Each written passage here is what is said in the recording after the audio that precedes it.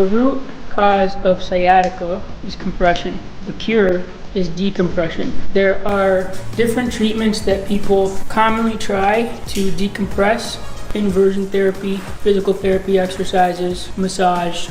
They may give you some pain relief, but the problem is not getting fixed. You're not fundamentally changing what is causing the compression in the first place. So even if you get temporarily decompressed and you see some relief, it's just going to keep coming back, and you're going to be reliant on continuing to use that because you're not fundamentally changing the geometry of your structure, and you're not changing the behavior that's causing the compression in the first place.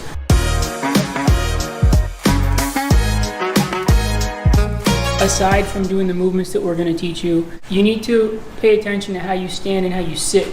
It's not that sitting is necessarily the enemy. Obviously, it's better to move more, but at least when you're sitting, you should sit in a way that keeps your system as decompressed as possible so that you're not contributing to the compression that's causing the sciatica pain.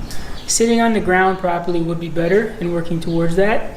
And the movements we're going to teach will help you to get there. Most people, even if I recommend to sit on the ground, they're going to sit in a chair anyway, and maybe it's just not avoidable because they might work in an office or something. So I'm just going to try to give as practical a solution as possible. If I'm sitting on a chair, I don't want to be in a position where my chest and my ribs are over or behind my hips. I want to be in a position where my hips or my butt is as far back as possible behind my ribs and chest. Avoid sitting in a wide stance, which is going to contribute to the compression in the hip area. You want to basically keep yourself as long and narrow as possible. So you're going to keep your feet closer together and straight, and then you're going to sit with your hips back and with a kind of a forward lean in your torso.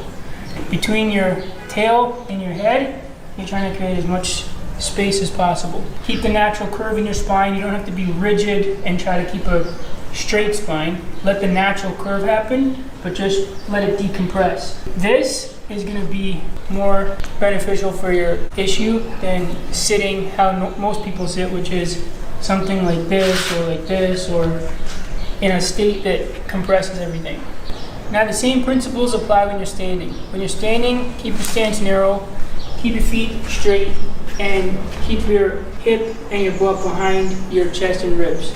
In the beginning, it'll feel like you're sticking your butt out, which is fine, because the feeling you want is, let's say you're standing up to a kitchen counter. Most people, when they stand, they'll be in a forward state where their hips are basically so much forward that they're resting on the counter or touching the counter. But they should be pulled back several inches. So even if your feet were right up to the counter, your hips should be back so that they're not up against the counter. Basically, you want to keep your hips when you're standing directly above your ankles. For most people, their hips are sitting in front of their ankles when they're standing on a regular basis because they've been pulled into that state. It will feel for a while like you're sticking your butt back, so do that. It's fine. It'll contribute to more decompression.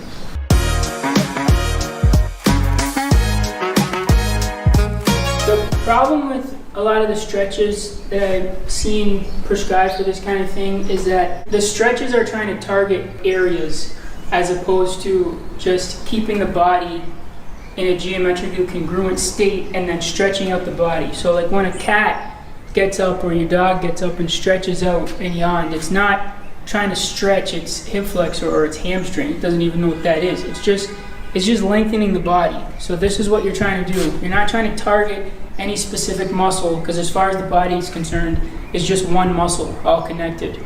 The first movement that you can do is just leaning against a wall and creating decompression. You're just gonna sit against the wall with a narrow stance with your feet straight, and it's okay to have your heels on the ground, but don't be on your heels, like all your weight on your heels. Try to keep just a light pressure on your heels and most of the weight towards the balls of your feet. And you're going to stick your hips way back, lengthen your spine, but keep your head up. So your sternum or your chest should basically be pointing at the ground. You're not like this, basically pointing at the ground, lengthen as much as possible. And then you can drop your knees out and kind of sit into it. And you can drop your knees a bit more. You can rest your elbows on your knees like this if you want.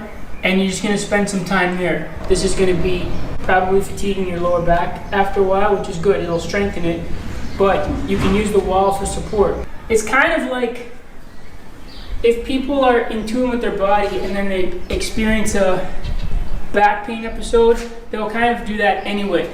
You'll see people go into a posture like this because they're just intuitively trying to find space in the system. So that's basically what you're doing, but you're doing it on purpose, and you're doing it preventatively, and you're doing it in a way that's going to build some strength at the same time.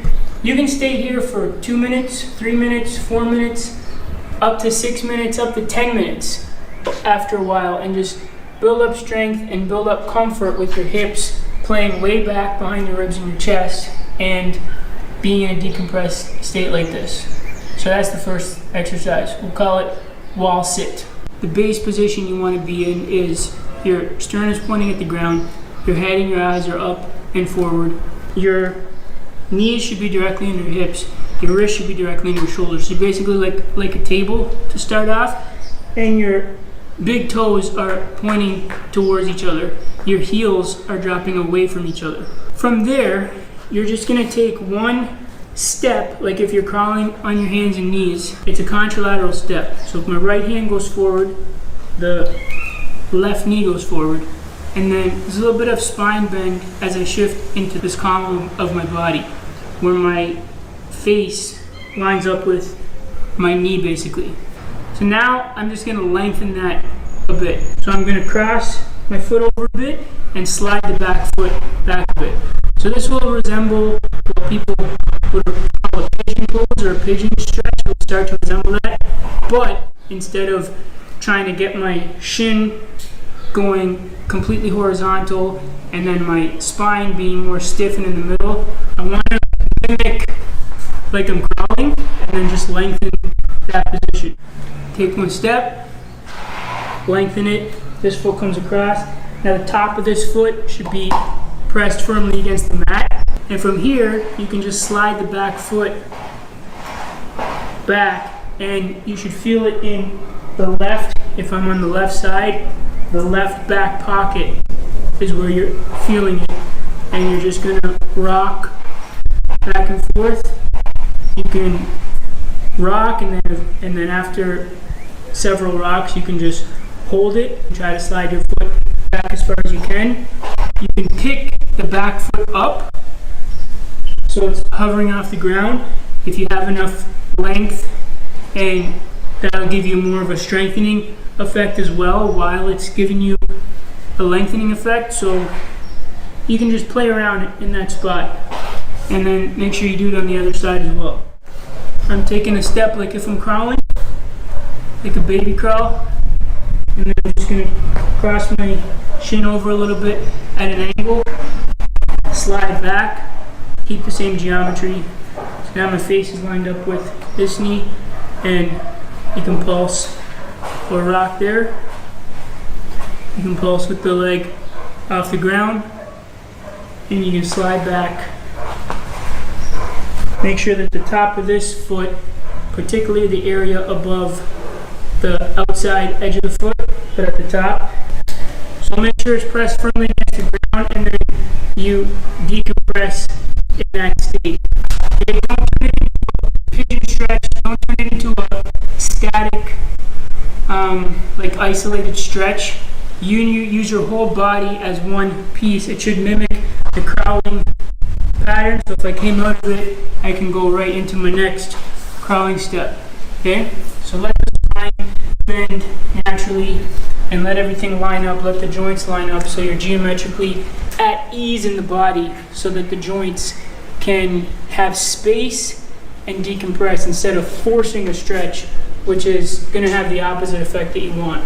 So this is super simple. There's no need to overcomplicate it. The devil is in the details though. The fundamental principle is geometry. You're trying to find space and create space in the system because, like I said in the beginning, the root issue is compression. So even if you're using some of the short-term treatments in the meantime for some more immediate relief, you need to do something like this where you are training your body to operate in shapes that keep you decompressed. Because it does no use to go do a stretching session or to go and get a massage or an inversion therapy and then immediately go back to the same behaviors and the same geometry that is causing the compression, because it's just going to creep back in. So you're training your body to move in a decompressed state and to rest, sit in a decompressed state. And so basically you just want to keep, it starts with the length in your spine and keeping your hips in a position that's not pointing forward in relation to your ankles, but directly over your ankles and even behind if you're doing something like sitting or moving forward.